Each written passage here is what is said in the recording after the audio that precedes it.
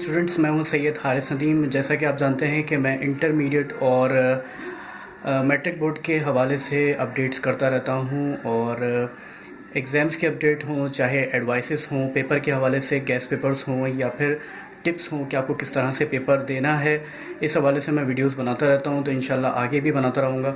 उसके अलावा मैं फ़र्स्ट ईयर के स्टूडेंट्स के लिए फ़िज़िक्स के जो है वो कुछ ऐसे इंपॉर्टेंट टॉपिक्स को डिस्कस करूँगा जिससे वो आसानी के साथ तमाम सवालात को याद कर सकते हैं फ़िज़िक्स के लिए।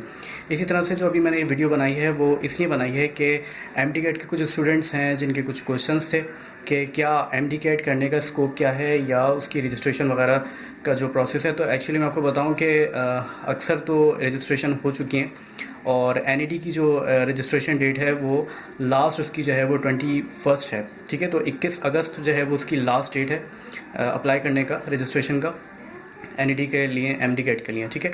अच्छा, एमडी-कैट के बारे में कुछ कन्फ्यूजन्स थी स्टूडेंट्स को कि क्या एमडी-कैट अब एनएमडी-कैट हो गया है, तो क्योंकि नेशनल हो गया है, national medical dental college admission test हो गया है, तो क्या अब इसका सिलेबस चेंज हो जाएगा, या फिर वो पंजाब बोर्ड का, अब जैसे कि पहले हमारे यहाँ सिर्फ और सिर्फ कराची का अगर एमडी-कैट टेस्ट हो रहा था तो उसमें तो हमें पता था कि हम खाली कराची की बुक्स को पढ़ेंगे।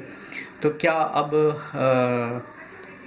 क्योंकि अब नेशनल हो गया है, पूरे पाकिस्तान में एक ही टेस्ट होना है, तो क्या अब तमाम सूबों की जो बुक्स हैं वो पढ़ी जाएंगी? तो नहीं, ऐसी बात नहीं है। आप अपनी बुक्स ही पढ़ेंगे, और कोई एक एमसीक्यूज़ भी उसमें से ऐसा नहीं आएगा इंशाल्लाह जो आपकी कोर्स में ना हो। यानी क्या है, चाहे वो कराची बोर्ड से ताल्लुक़ रखता है या चाहे वो पंजाब बोर्ड से ताल्लुक़ रखता है, जिस बोर्ड से भी आप ताल्लुक़ रखते हैं, आपको पूरे पाकिस्तान में एक ही जैसा टेस्ट मिलेगा, और उसके जो क्वेश्चंस होंगे वो एक जैसे ही होंगे। पहली बात तो ये क्लियर हो गई कि हमें कोई इसमें टेंशन लेने वाली बात नहीं है।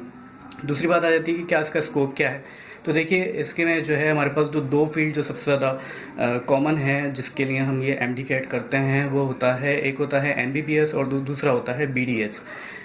अच्छा, अब सवाल ये उठता है कि क्या एमबीबीएस हमें करना चाहिए या फिर बीडीएस करना चाहिए अगर हमें इसमें कामयाबी मिल जाती है तो देखिए, मेरी अपनी ख़ुद की राय है। ज़ाहिर है आप लोगों के अपने फ़ैसले होते हैं, ये तो खैर, लेकिन मेरी अपनी एक राय है कि एमबीबीएस क्योंकि 5 साल का होता है और बीडीएस 4 साल का होता है। बीडीएस करने के बाद आप एक्चुअली टेक्निकली ट्रेंड हो चुके होते हैं, क्योंकि उसकी स्टडीज़ ऐसी हैं, उसकी पढ़ाई का तरीका ऐसा है कि उसमें ट्रेनिंग भी आपको दी जाती है, तो वो ट्रेनिंग का भी हिस्सा होता है। तो आप 4 साल के बाद तैयार होते हैं कि आप कुछ भी अपना जो है वो बिज़नेस स्टार्ट कर सकते हैं, मतलब उसमें आप अपना क्लिनिक खोल सकते हैं, और उसके अलावा आप जॉब भी कर सकते हैं फौरी तौर पे 4 साल के बाद। लेकिन अगर आप एमबीबीएस की बात करेंगे तो उसमें आपको पता है कि 5 साल तो आपको खाली इसमें एमबीबीएस करने में लगते हैं, और उसके बाद फिर आपको 1 से 1.5 साल आपको उसमें ट्रेनिंग देनी पड़ती है। ठीक है, तो जो मेरी राय है वो ये है कि 6 से 6.5 साल अगर आपके पास हैं और आपके पास ख़र्चा करने के लिए है, तो फिर आप एमबीबीएस कीजिए, क्योंकि एमबीबीएस ज़ाहिर सी बात है नंबर 1 डिग्री है अगर वैसे देखा जाए, और बीडीएस एमबीबीएस के बाद आता है। लेकिन इस दौर के हिसाब से, क्योंकि इतनी गहमा-गहमी का दौर है और बहुत से काम मुश्किलात होती हैं स्टूडेंट्स को, पेरेंट्स को, तो इसलिए मेरी राय ये होगी कि एमबीबीएस के साथ-साथ आप बीडीएस की तरफ भी तवज्जो दीजिए। अगर बीडीएस आप कर सकते हैं तो बीडीएस कीजिए। ठीक है, पहली बात तो ये हो गई है।